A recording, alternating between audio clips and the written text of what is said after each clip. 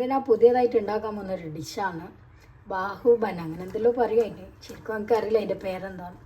ഇത് മുളകിൻ്റെ പൊടി, ഉപ്പ്, മഞ്ഞൾ, കുരുമുളക് പൊടി, ഗരം മസാല ഇട്ടിട്ട് പരക്കി വെച്ചിട്ട് നെയ്യിലിട്ട് പൊരിച്ചതാണ്.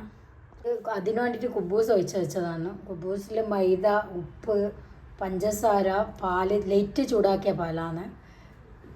ഇസ്റ്റ് ഇട്ടിട്ട് നല്ലോണം കുഴച്ചിട്ട് വെച്ചതാണ്. ഞാൻ ഇപ്പോൾ 3 മണിക്കൂറായി വെച്ചിട്ട് ഇനി പരത്തിയിട്ട് എങ്ങനെ ഇത് ഉണ്ടാക്കുന്നത് ഞാൻ കാണിച്ചത്.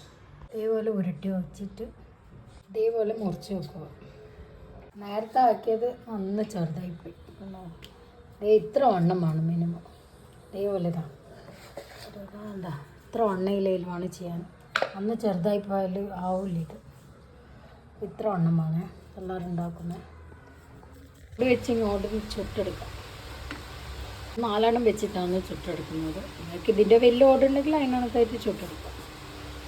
ഇതേപോലെ പൊന്തി വരണം.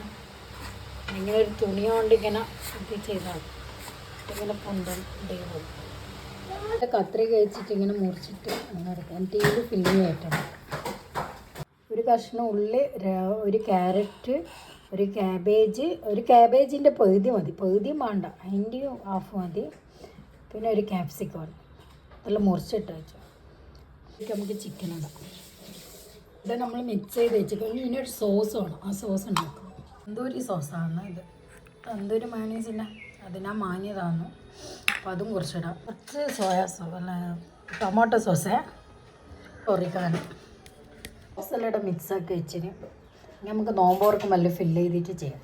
ഇതിനാക്കിയ മസാലയിൽ കുറച്ച് ഉപ്പും കുറച്ച് കുരുമുളക് ഇടണേ. നമ്മൾ മയണീസ് ആക്കി വെച്ചിട്ട് ഈ മയണീസ് നമുക്ക് ഇതിലേക്ക് ഇടാം. മിക്സാക്കാം. മയണീസിലിട്ട് നമ്മളിതാ പെരക്കി വെച്ചിരിക്കണം. ഇനി നമുക്കിത് ഫില്ല് ചെയ്യാം.